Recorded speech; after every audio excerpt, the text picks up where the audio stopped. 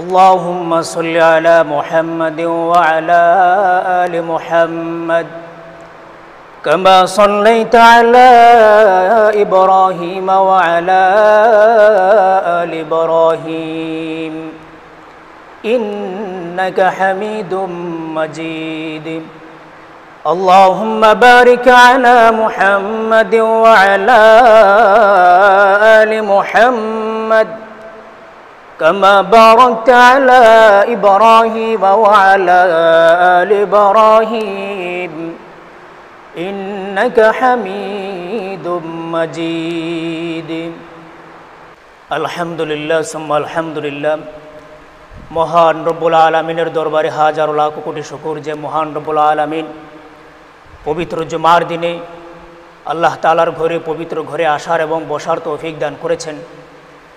সেজন্য সকলে দিল থেকে শুকরিয়া আদায় করে আলহামদুলিল্লাহ। আমি কুরআনুল কারীম থেকে 2 খানা আয়াত পাঠ করেছি এবং নবী করিম সাল্লাল্লাহু আলাইহি ওয়াসাল্লামের অসংখ্য হাদিস থেকে 2 খানা হাদিস পাঠ করেছি। ইনশাআল্লাহ আল্লাহ চাহে তো আমি এই হাদিস এবং এই আয়াতের উপর আলোচনা করার চেষ্টা করব। ওয়া মা তাওফীক ইল্লা বিল্লাহ। আল্লাহ তাআলা কোরআনের মধ্যে বলছেন, ওয়া ক্বালার রাসূলু ইয়া রাব্বি ইন্না কওমি ইত্তাখাযু হাযাল কুরআনা মাহজুরা। এবং নবী করিম সাল্লাল্লাহু আলাইহি ওয়াসাল্লাম হাদিসের মধ্যে বলেছেন, রুব্বা কারিউল কুরআন ওয়াল কুরআনু ইয়ালআনুহুম। আল্লাহ তাআলা এই কোরআনকে এই উম্মতি মুহাম্মাদের জন্য হেদায়েত স্বরূপ প্রেরণ করেছেন এবং নবী করিম সাল্লাল্লাহু আলাইহি ওয়াসাল্লাম হাদিসের মাধ্যমে এই উম্মতেরকে শিক্ষা দিয়েছেন কিভাবে দিন পরিচালনা করবে, কিভাবে দেশ পরিচালনা করবে, কিভাবে রাষ্ট্র পরিচালনা করবে, কিভাবে সমাজ থেকে অন্যায় অশ্লীল বেহায়াপনাকে দূর করবে। যদি আজকে আমরা এই কোরআন অনুযায়ী জীবনকে পরিচালনা করতে পারি, কোরআনের প্রতিটা বিধানকে মানতে পারি, কোরআন অনুযায়ী নিজের জীবনটাকে পরিচালনা করতে পারি, তাহলে এই দুনিয়ার মধ্যে দুনিয়াকে সংশোধন করার জন্য, সমাজকে ঠিক করার জন্য কোনো প্রশাসনের প্রয়োজন পড়বে না। কেন পড়বে না প্রশাসনের প্রয়োজন?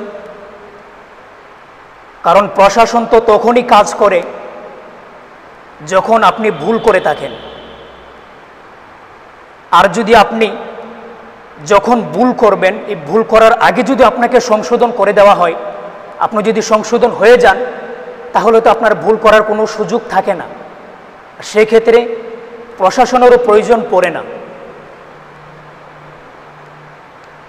আজকে আমরা কোরআন থেকে দূরে সরে যাওয়ার কারণে, কোরআনের বিধানগুলো না মানার কারণে প্রতিনিয়ত সমাজের মধ্যে ফিতনা ফাসাদ, জুলুম অত্যাচার, জিনা, ব্যভিচার, অন্যায়, অশ্লীলতা এত ব্যাপক পরিমাণ ধারণ করেছে যে এই দুনিয়াটা জাহিলিয়াতের যুগের থেকেও বেশি জাহিলিয়াতের যুগ হয়ে যাচ্ছে।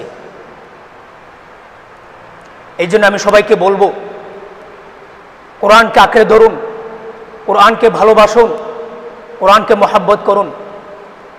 আল্লাহ তাআলা এবং নবী করিম সাল্লাল্লাহু আলাইহি ওয়াসাল্লাম আমাদেরকে বলেছেন, তোমরা কোরআনকে আঁকড়ে ধরো, কোরআনকে ভালোভাবে পড়ো, কোরআনকে সহি শুদ্ধভাবে পড়তে শিখো। অথচ আমাদের জীবন থেকে কারো 40 বছর, কারো 50, 60, 70, 80 বছর আমাদের জীবন থেকে চলে গিয়েছে, অথচ এখনও আমরা কোরআনটাকে সহি শুদ্ধভাবে পড়তে পারি না। আমরা কেন পড়তে পারছি না ওইটা নিয়ে আমাদের আফসোস হয় না। আসলে খুব দুঃখজনক বিষয়, আমরা মুসলমান, আমরা নিজেদেরকে মুসলমান দাবি করি, অথচ আমরা কেমন মুসলমান হলাম যে এখনো কোরআনটা সহি শুদ্ধ করে পড়তে পারি না। অথচ দুনিয়ার জ্ঞান অর্জন করার জন্য আমরা কত টাকা পয়সা খরচ করতেছি, অথচ কোরআন, যে কোরআন আপনাকে দুনিয়া এবং আখিরাতে সফলতা দান করবেন, যে কোরআন আপনাকে জান্নাতে নিয়ে যাবেন, সেই কোরআন সম্পর্কে আজ আমাদের কোনো বিন্দু পরিমাণ জ্ঞান নেই।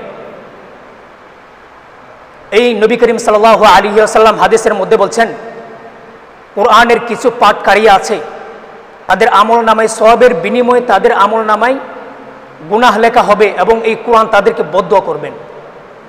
নবী করিম সাল্লাল্লাহু আলাইহি ওয়াসাল্লাম হাদিসের মধ্যে বলছেন, ক্বালা রাসূলু সাল্লাল্লাহু আলাইহি ওয়াসাল্লাম, রুব্বা কারিউল কুরআন ওয়াল কুরআনু ইয়ালআনুহুম। নবী করিম সাল্লাল্লাহু আলাইহি ওয়াসাল্লাম বলেন, কুরআনের এমন কিছু পাঠকারী রয়েছে যে পাঠকারীগণ যখন কুরআন শরীফ তেলাওয়াত করে, কুরআন পাঠ করে, তখন ওই কুরআন ওই ব্যক্তিদের জন্য আরো লানত বর্ষণ করেন। এই কুরআন তাদের জন্য বদদুয়া করেন। এই কুরআন কেন তাদের জন্য বদদুয়া করেন? এই কুরআন কেন তাদেরকে লানত করেন? কারণ কুরআন যেভাবে পড়া উচিত আমরা সেভাবে পড়তে পারি না। যেখানে টান দেওয়ার উচিত সেখানে টান দিতে পারি না।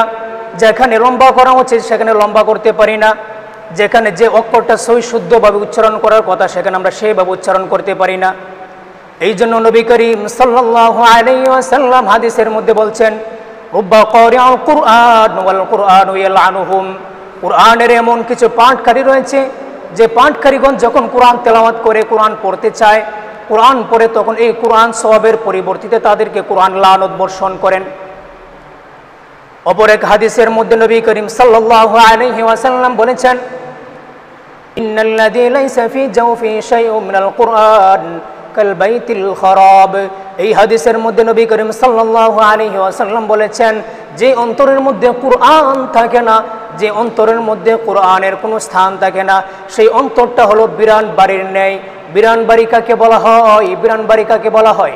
যে বাড়িটা বসবাসের উপযোগী নয়, যে বাড়ির মধ্যে কোনো ব্যক্তি বসবাস করতে পারে না, যে বাড়িটা আগাছার দ্বারা ভরপুর হয়ে গেছে, বাড়িটা নষ্ট হয়ে গেছে, যে বাড়ির মধ্যে কেউ বসবাস করে না, সেই বাড়িকে বিরান বাড়ি বলা হয়। তেমনিভাবে যে অন্তরের মধ্যে কুরআন থাকে না, সেই অন্তরটা নষ্ট হয়ে যায়। যেরকম সে অন্তরের মধ্যে জুলুম, অত্যাচার, ফিতনা, ফাসাদ, দুর্নীতি, অন্যায়কারী, চাঁদাবাজ, তার অন্তরটা ভরে যায়। তার অন্তরের মধ্যে জুলুম, অত্যাচার বৃদ্ধি পায়। কেন বৃদ্ধি পায়? কারণ তার অন্তরের মধ্যে কুরআন নাই, কুরআনের ভালোবাসা নাই, কুরআনের মুহাব্বত নাই। এই জন্য নবী করিম সাল্লাল্লাহু আলাইহি ওয়াসাল্লাম হাদিসের মধ্যে বলছেন, ইন্নাল্লাযী লাইসা ফী জাওফি শাইউম মিনাল কুরআন কাল বাইতিল খারাব।